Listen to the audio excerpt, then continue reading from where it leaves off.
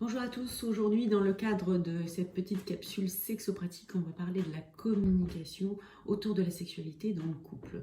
Bien souvent, quand on communique autour de sa sexualité, on fait des impairs, on fait des erreurs et pour le coup c'est très mal perçu par le partenaire et ça va plus envenimer les choses que les améliorer.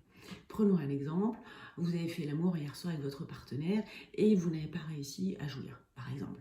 Et le lendemain matin, au petit déjeuner, partant d'une très bonne intention, vous lui dites « Écoute chérie, je voudrais qu'on parle, hier soir tu n'as pas réussi à me faire jouir, et voilà, et je ne me sens pas épanouie dans cette sexualité. » Donc là, typiquement, il y a deux grosses erreurs. La première, c'est qu'on prend son partenaire comme ça, à brûle-pourpoint, on lui tombe dessus à bras raccourcis, et ça peut être très mal perçu, parce que là, il prend son petit-déj, il va filer bosser, il n'a même pas le temps de répondre.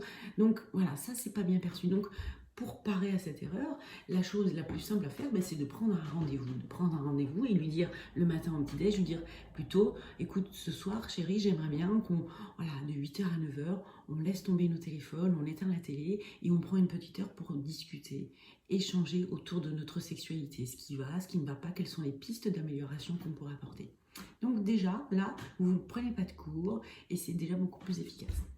Et la deuxième chose, c'est quand on dit à quelqu'un « tu ne m'as pas fait jouir, tu ne me comprends pas », ça peut être pris comme un reproche. Donc, transformez vos phrases en mettant « je », en mettant par exemple « je ne me sens pas comprise, je n'ai pas réussi à jouir et j'aimerais bien qu'on en parle ».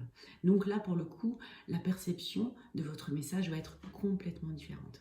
Déjà, avec ces deux petites astuces, vous allez grandement améliorer la sexualité, enfin la communication autour de la sexualité et donc inévitablement la sexualité dans votre couple.